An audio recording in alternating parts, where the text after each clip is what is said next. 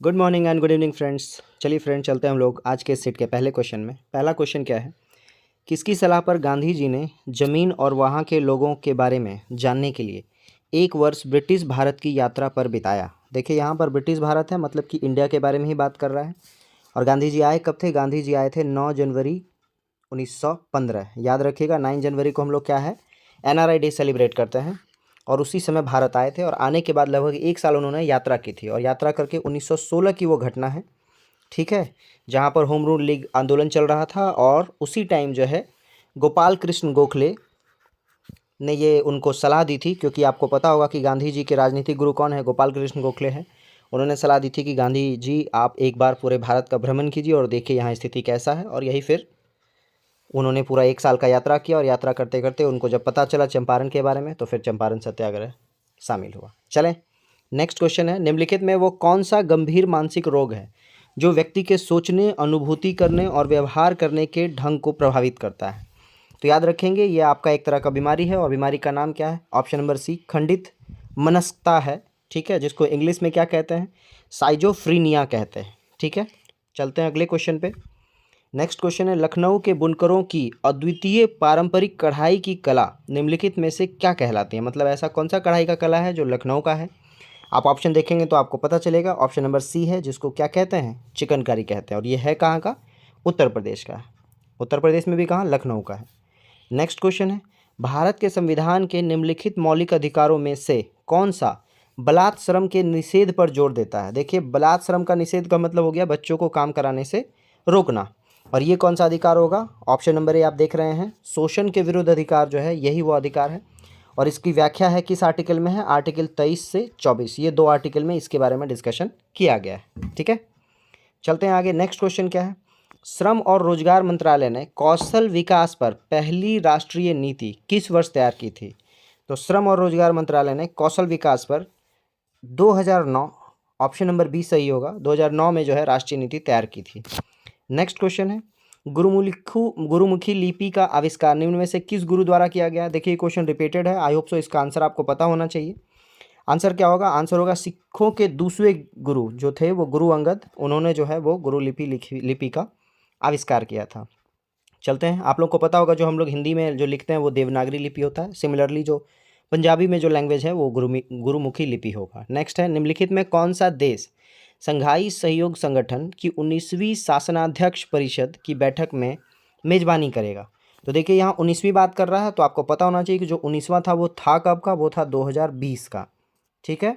और 2020 में भी भारत ने ही मेज़बानी की थी। अच्छा, भी मैं इसलिए कह रहा हूँ क्योंकि 2023 का जो SCO संगठन का जो बैठक का मेज़बानी था वो भी वर्चुअल हुआ था, लेकिन उसकी मेज़बानी भारत ने की थी, ठीक है, वो इसी साल हुआ है। नेक्स्ट क्वेश्चन क्या है, निम्नलिखित में कौन 12,000 ODI रन बनाने वाला सबसे तेज खिलाड़ी बना है? तो आई होप सो आप सबको इनका नाम पता होगा। ऑप्शन नंबर बी कौन है? विराट कोहली, इन्होंने सबसे तेज 12,000 ODI रन बनाए। नेक्स्ट क्वेश्चन है, उपभोक्ता संरक्षण अधिनियम 2019 के अधीन कौन सा उपभोक्ता का अधिकार नहीं है? देखिए कंज्यूमर राइट के बारे में बात कर रहा है, तो आप अगर ऑप्शन पढ़ेंगे तो देखेंगे चयन का अधिकार है, निवारण का अधिकार भी है, सूचना का अधिकार भी है। ये तीनों अधिकार क्या कंज्यूमर के पास होता है, लेकिन काम का अधिकार कंज्यूमर के पास नहीं होता है, क्योंकि कंज्यूमर का मतलब जो कंज्यूम करे, है ना, उपभोक्ता का मतलब जो खाए खरीदे। तो ऑप्शन नंबर डी आंसर होगा। नेक्स्ट क्वेश्चन क्या है, उदासीनीकरण अभिक्रिया में एक नया तत्व बनता है, उसे क्या कहते हैं? तो देखिए उदासीनीकरण का मतलब हो गया क्या, जब एसिड और बेस जब ज्वाइन होगा, यानी कि जब अम्ल और क्षार को जब मिलाएंगे तो ये क्या होता है, न्यूट्रल बन जाता है। तो न्यूट्रल में क्या बनता है? नमक बनता है, ये आप ध्यान में रखेंगे, ठीक है, सॉल्ट। तो ऑप्शन नंबर बी या ए नंबर क्या होगा आपका? सही होगा। नेक्स्ट क्वेश्चन क्या है, भारतीय जनता पार्टी की स्थापना निम्न में से किस वर्ष हुई थी? आंसर क्या होगा? ये रिपीटेड क्वेश्चन है। ऑप्शन नंबर बी 1980 में भारतीय जनता पार्टी, जिसको आज BJP कहते हैं, इसका फॉर्मेशन हुआ है। नेक्स्ट क्वेश्चन क्या है, निम्नलिखित देशों में से कौन से देश 1.8 किलोमीटर लंबे फेनी पुल से जुड़े हैं? याद रखिएगा ये क्वेश्चन रिसेंट का है और बहुत इंपॉर्टेंट भी है। जो फेनी पुल का जो उद्घाटन हुआ है वो रिसेंट में हुआ है। और ये फेनी पुल है कहाँ? अगर देश के बारे में बात कर रहा है तो याद रखेंगे ये हमारा एक पड़ोसी देश बांग्लादेश में है। कहाँ है? बांग्लादेश है। तो ऑप्शन देख लेते हैं हम लोग। क्वेश्चन नंबर 12 का देखिए ऑप्शन क्या कह रहा है, भारत और भूटान, भारत और श्रीलंका, भारत और बांग्लादेश। ऑप्शन नंबर सी सही होगा।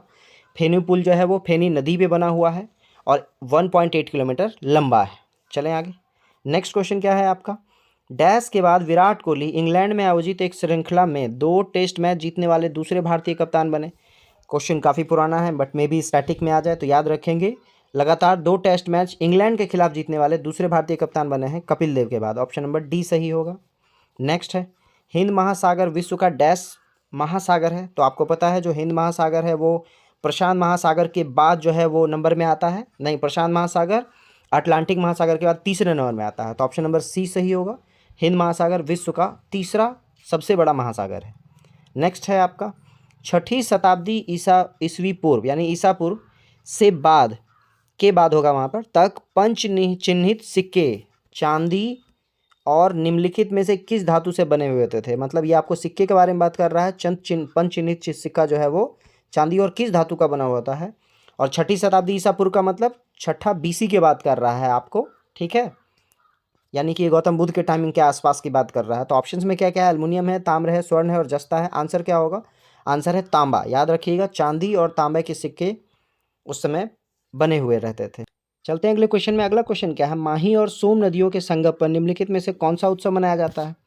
ऑप्शंस क्या क्या है, देखिए ऑप्शन में 2 ऑप्शन तो ऐसा जो बिल्कुल क्लियर है, जैसे सरहुल उत्सव जो है वो झारखंड का है, ट्यूलिप जो है वो कहाँ है आपका जम्मू कश्मीर का है। तो इस क्वेश्चन में माही और सोम नदियों पर जो है संगम पे कौन सा बनेगा उत्सव, इसको हम लोग कहेंगे बेनेश्वर उत्सव। Option number D.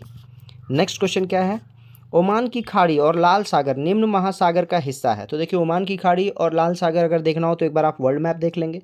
अब हम लोग चलते हैं कि ये पूछ रहा है कि किस महासागर का हिस्सा है।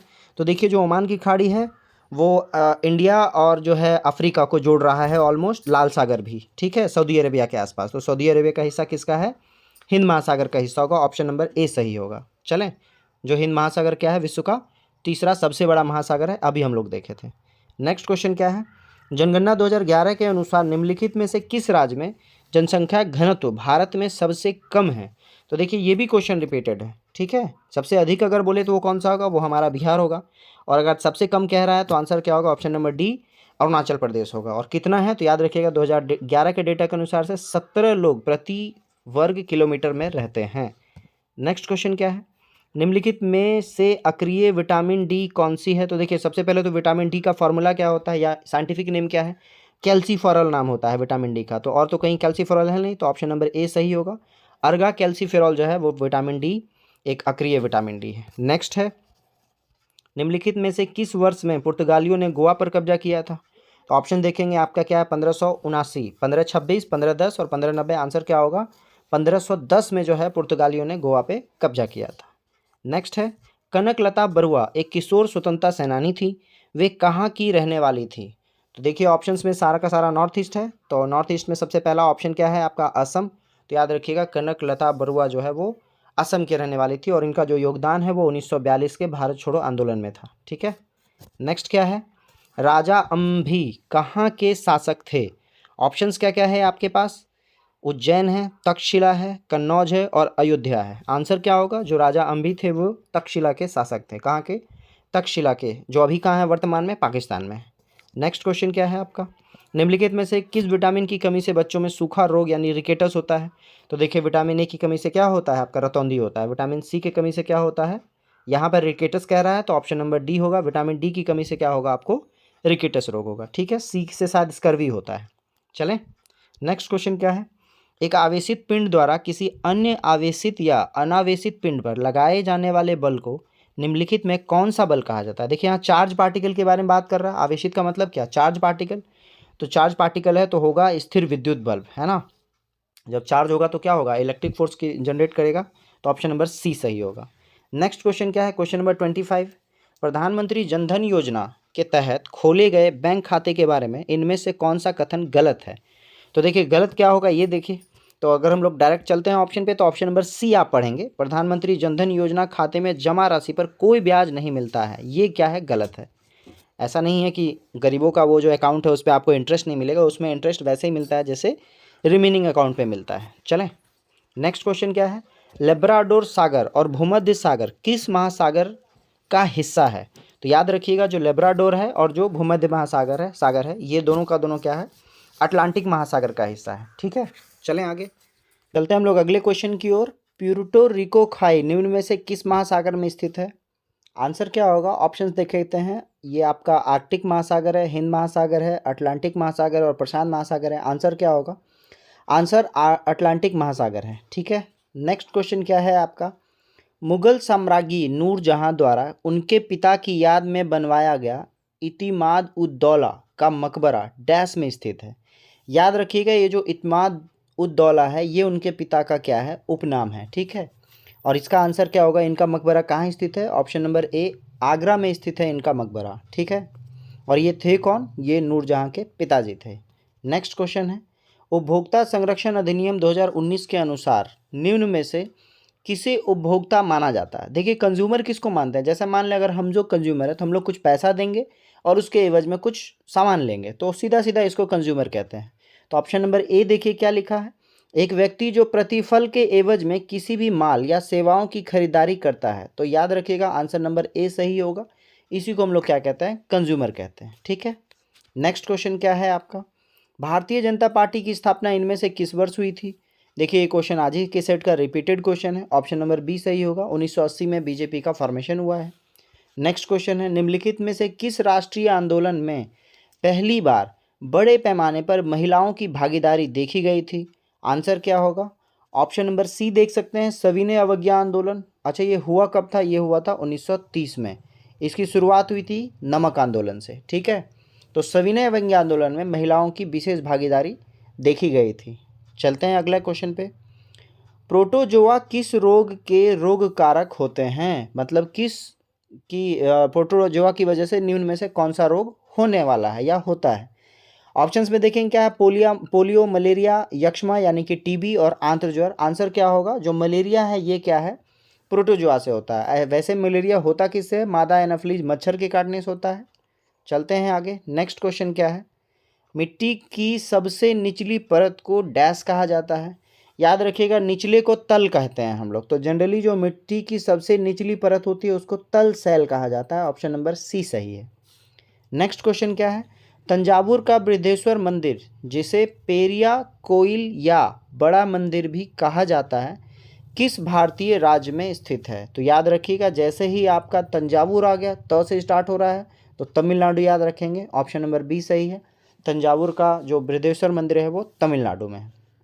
नेक्स्ट क्वेश्चन क्या है? बाबर ने डैश नामक युद्ध पद्धति की शुरुआत की, जिसमें सेना को विभिन्न डिवीजनों में विभाजित कर दिया जाता था ताकि दुश्मन को हर तरफ से घेरा जा सके। तो याद रखिएगा, बाबर ने, ऑप्शंस देखेंगे कौन सा है तो आपको क्लियर हो जाएगा। ये तुलुगामा जो पद्धति है, तुलुगामा पद्धति, यही इसकी शुरुआत किसने की थी? बाबर ने की थी। और बाबर का पहला युद्ध क्या था? पानीपत का युद्ध 1526। नेक्स्ट क्वेश्चन क्या है? दिसंबर 2020 में निम्नलिखित में से किसने लोकसभा के महासचिव का पद ग्रहण किया था? तो देखिए, पूछ तो रहा है दिसंबर 2020 का, लेकिन याद रखिएगा आज भी यही लोकसभा के महासचिव हैं। आंसर क्या होगा?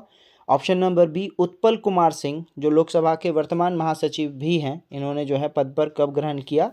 दिसंबर 2020 में। नेक्स्ट क्वेश्चन क्या है? भारतीय रिजर्व बैंक के संबंध में निम्न में से कौन सा कथन सही नहीं है? ऑप्शंस देखेंगे, आरबीआई देश की विदेशी मुद्रा भंडार का संरक्षक है, ये सही है।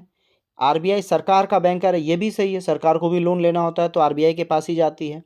आरबीआई बैंकर का बैंकर है, ये भी सही है, क्योंकि बैंक को भी लोन चाहिए होता है तो आरबीआई के पास जाता है। नेक्स्ट है, आरबीआई केंद्र सरकार के लिए वार्षिक बजट तैयार करता है। याद रखिएगा, ये गलत है। ठीक है, बजट तैयार करने का काम किसका है? फाइनेंस मिनिस्टर का है।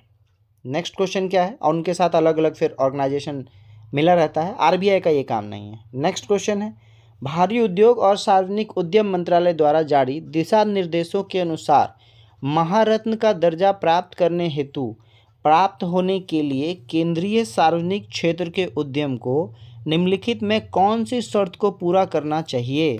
तो याद रखिएगा, जो भी महारत्न कंपनी बन रही है उसका सबसे पहला रूल ही है कि उसको नवरत्न का दर्जा प्राप्त होना चाहिए, क्योंकि उसको नवरत्न का दर्जा प्राप्त होगा तभी वो महारत्न कंपनी बन पाएगी, पहला कंडीशन।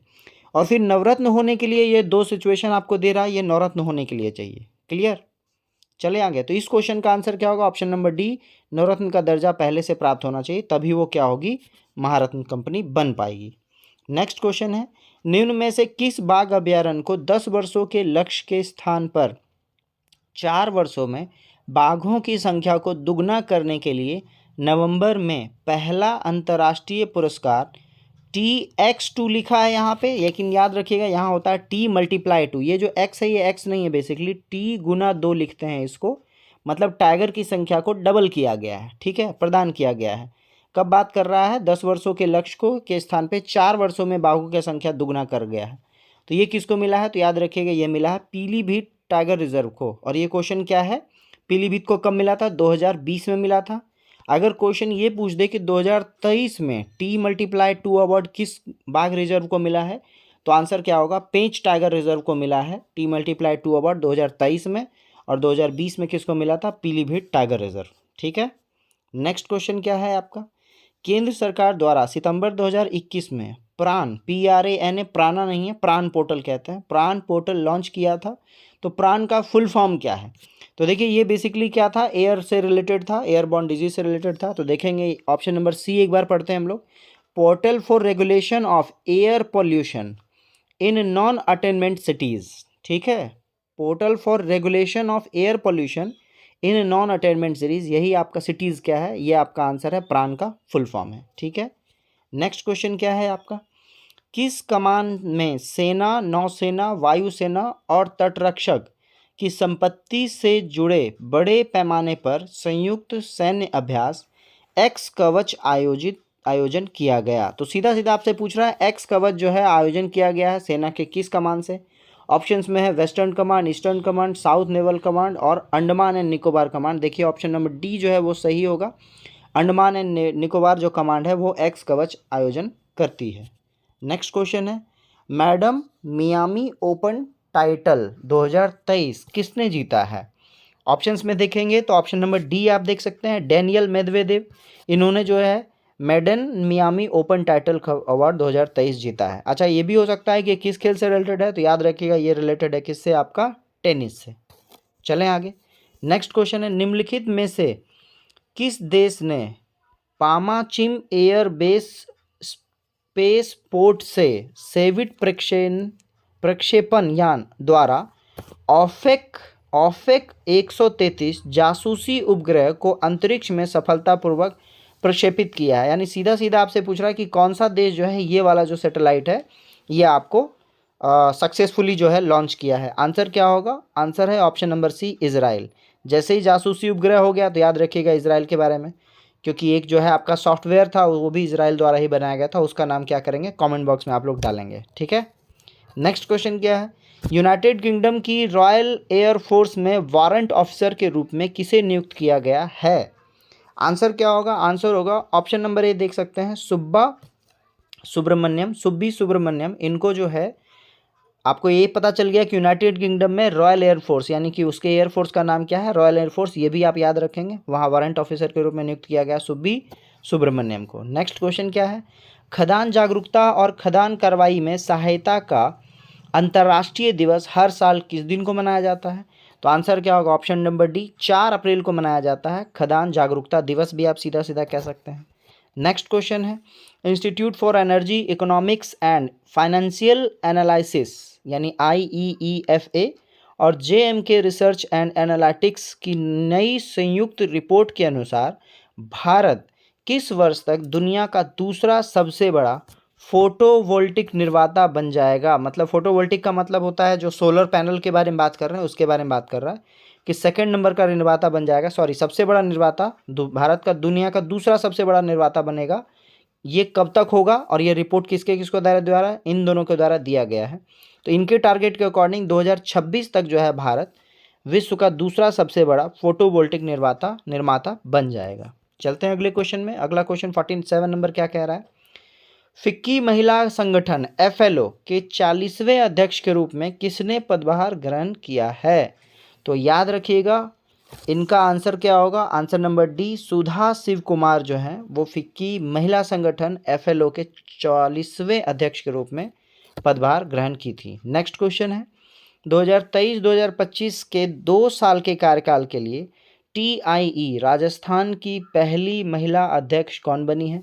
तो देखिए TIE जो है ये क्या है, एक शॉर्ट फॉर्म है, इसका फुल फॉर्म होता है इंडस एंटरप्रेनर। ठीक है, इसका फुल फॉर्म है इंडस एंटरप्रेनर। जो है ये कौन बनी है 2 साल के लिए राजस्थान में? तो आंसर क्या होगा, सीनू झावर बनी है। Option number A Seenu Jhawar. Next question क्या है, निम्नलिखित में से किस राज्य सरकार ने हाल ही में राज्य में 3 नए मेडिकल कॉलेज स्थापित करने के प्रस्ताव को मंजूरी दी है? रिसेंट में वहाँ इलेक्शंस भी हुआ है और पार्टी बदल भी गई है, तो किसने किया है? ऑप्शन नंबर सी देखिए, राजस्थान की बात हो रही है, राजस्थान सरकार ने 3 नए मेडिकल कॉलेज की स्थापना की मंजूरी दी थी। नेक्स्ट है, हाल ही में किसने राष्ट्रीय रसद पोर्टल यानी कि समुद्री सागर हेतु, देखिए सागर सेतु आपसे पूछ रहा है, सागर सेतु का ऐप संस्करण लॉन्च किया है किसने? तो ऑप्शन नंबर डी देखिए, सर्बानंद सोनोवाल, जो कि कौन से मिनिस्टर हैं आपके? बंदरगाह, नौवहन और जलमार्ग मंत्री हैं सर्बानंद सोनोवाल। इन्होंने क्या लॉन्च किया है? सागर सेतु पोर्टल। नेक्स्ट है, पादपों को समूहों में विभाजित किया जाता है, निम्न विकल्पों में से कौन सा उनमें एक नहीं है? तो ऑप्शन नंबर आप देखेंगे पादप के बारे में बात कर रहा है, तो आवृत बीजी हो, नग्न बीजी हो या थैलाफाइटा हो, तीनों प्लांट से रिलेटेड है। ऑर्थोपोडा जो है वो आपका प्लांट से रिलेटेड नहीं है। नेक्स्ट है, परम सिद्धि संदर्भित करता है, यानी पूछ रहा है परम सिद्धि क्या है? तो याद रखिएगा ये एक सुपर कंप्यूटर है। देखिए आर्टिफिशियल इंटेलिजेंस सुपर कंप्यूटर कह रहा है, AI कह सकते हैं आप। ऑप्शन नंबर बी सही है। नेक्स्ट क्वेश्चन है, निम्नलिखित में कौन सा अचार के लिए एक अच्छा परिरक्षक नहीं है? याद रखिएगा अचार हम लोग बनाते हैं उसमें कई सारे चीज़ों को मिक्सअप करते हैं ताकि वो लॉन्ग टाइम तक रह सके बचा हुआ। जिसमें क्या क्या डालते हैं? नमक भी डालते हैं, सोडियम बेंजोएट भी डालते हैं, सोडियम मेटाबाइसल्फेट भी डाल सकते हैं अचार को लंबे समय तक चलाने के लिए। काली मिर्च का अचार में बहुत विशेष यूज नहीं है, तो ऑप्शन नंबर डी सही होगा। नेक्स्ट क्वेश्चन क्या है, अल्ट प्लस टैब का एक शॉर्टकट की क्या है? याद रखिएगा ये कंप्यूटर का क्वेश्चन है। अल्ट और टैब से हम लोग क्या करते हैं? तो अल्ट और टैब से खुले प्रोग्राम को स्विच करते हैं। खुला प्रोग्राम स्विच होने का मतलब सपोज दैट आपने 2 टैब खोल के रखा है ऊपर में, एक पहला वाले में मान लीजिए आपका जीमेल चल रहा हो, दूसरे में आपका यूट्यूब चल रहा हो। तो अगर यूट्यूब चल रहा हो अल्ट टैब दबाएंगे तो आप कहाँ चले जाएंगे? जीमेल पे चले जाएंगे। तो ये बदलता है आपका, ठीक है, अल्ट और टैब से। नेक्स्ट क्वेश्चन क्या है, एस्ट्रोजन का मूल कार्य क्या है? तो देखिए एस्ट्रोजन जो है वो क्या करता है? ऑप्शन नंबर डी देखिए, गर्भावस्था को बनाए रखता है।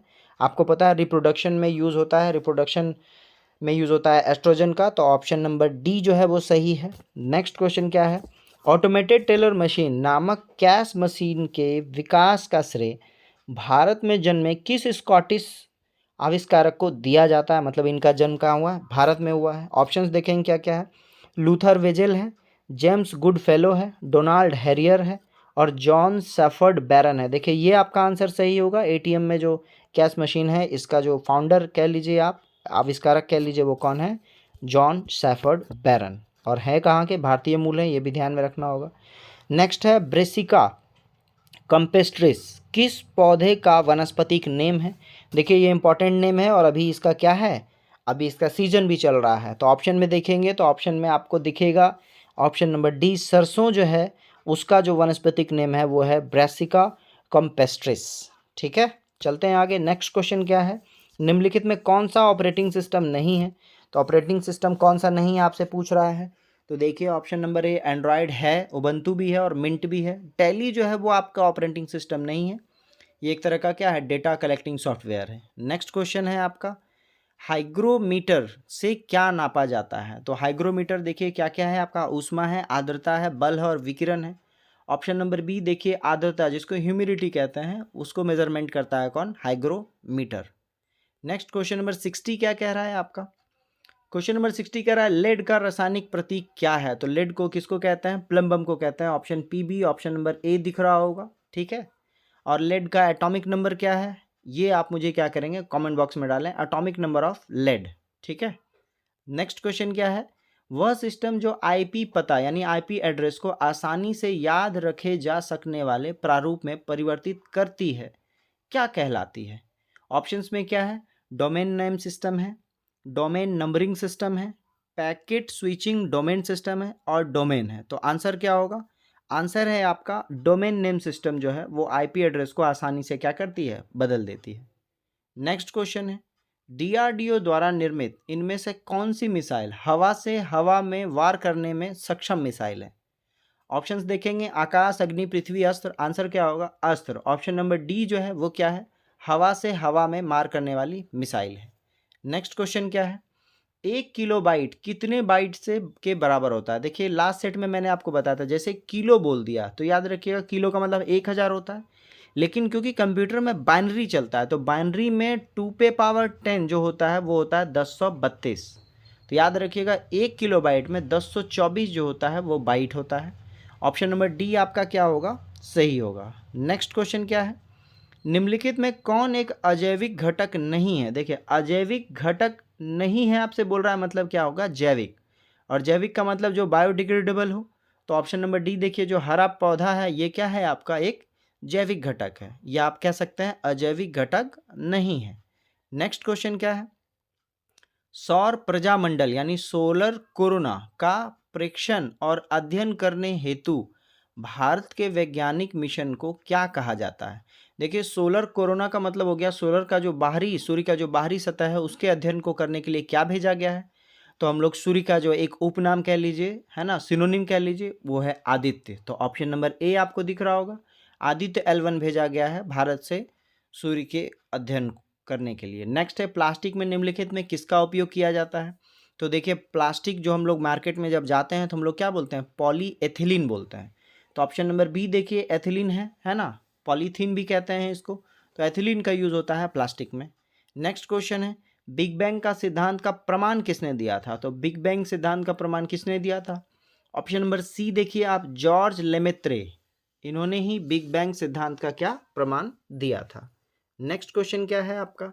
भारत का कौन सा राज्य सोने का सबसे बड़ा उत्पादक राज्य है? जैसे ही सोने का उत्पादक आया तो आपको मूवी याद आनी चाहिए, कौन सी? KGF।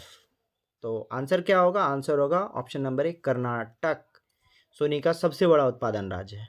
नेक्स्ट है, निम्नलिखित में कौन सा तंत्रिका तंतुओं से बना होता है जो प्रतिवर्ती क्रियाओं के बीच मध्यस्थता करता है और आवेगों को मस्तिष्क तक और मस्तिष्क से विभिन्न भागों तक पहुंचाता है? इसका मतलब है हमारे शरीर में जो भी क्रियाएं होती हैं उसको हम लोग रिफ्लेक्स टाइमिंग कहते हैं। हम लोग का जो भी हाथ हिलना या सर हिलना या पलक का झपकना, तो कुछ ऐसी क्रियाएं हैं जो खुद ही होती हैं, कुछ ऐसी होती हैं जो हमारे थ्रू होती हैं। तो पूछ रहा है आपसे कि इन सब को कराने के लिए जिम्मेदार कौन है? तो इन सब को कराने के लिए जिम्मेदार है मेरुरज्जु। ठीक है, ऑप्शन नंबर डी याद रखिएगा, यही जो है ये प्रतिवर्ती क्रियाओं को कराने के लिए जिम्मेदार होती है। नेक्स्ट क्वेश्चन क्या है? बरगद के पेड़ का वानस्पतिक नाम क्या है? तो याद रखिएगा, ये भी आप याद रखिएगा, कई बार रेलवे में पूछा हुआ है, स्टेट के भी कई एग्जामों में पूछा हुआ है। आंसर क्या होगा? आंसर होगा आपका ऑप्शन नंबर ए, फाइकस बैंगलेसिस।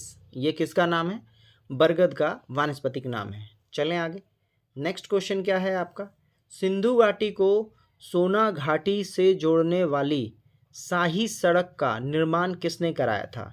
याद रखिएगा, सिंधु घाटी को सोना घाटी से जोड़ने वाली जो शाही सड़क है इसी को आज के डेट में हम लोग कहते हैं GT रोड, यानी कि ग्रैंड ट्रंक रोड कहते हैं।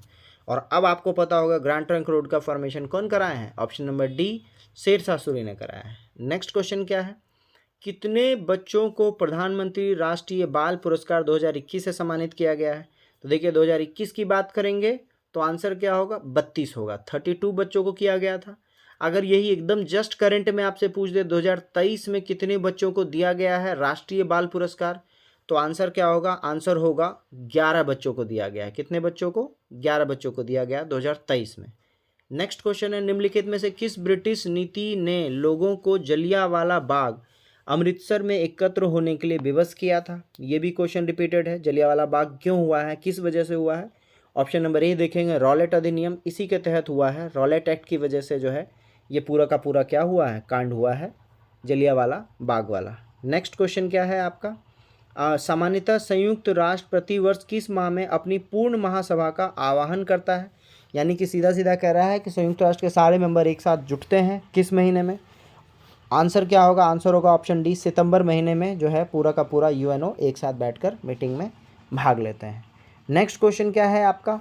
निम्नलिखित में कौन सा राजनीतिज्ञ कभी भी लोकसभा में सदन का नेता नहीं रहा है?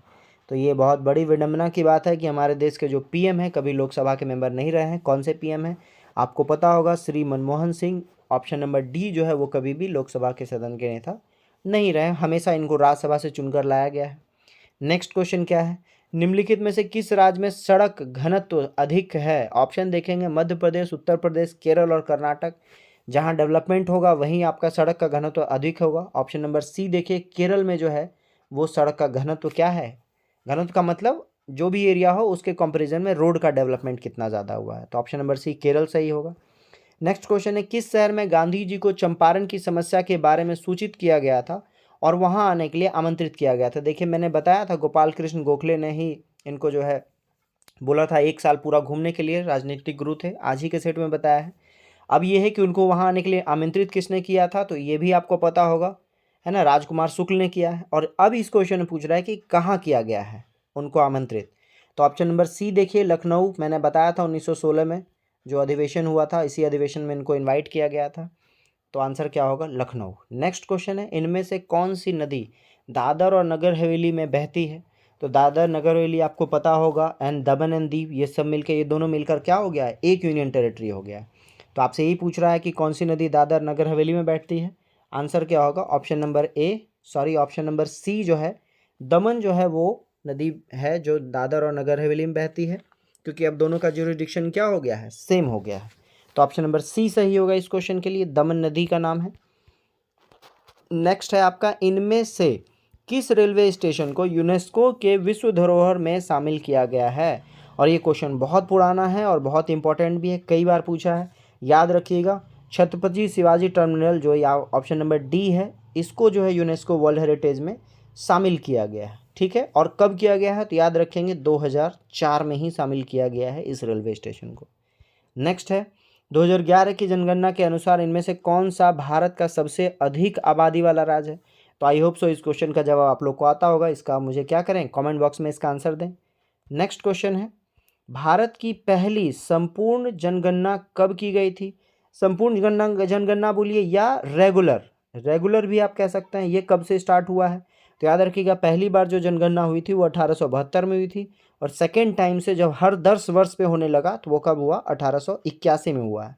तो 1881 में ही सबसे पहले संपूर्ण जनगणना हुई, और इसके बाद से हर 10 साल पे जनगणना होता आ रहा है। तो ऑप्शन नंबर सी सही होगा।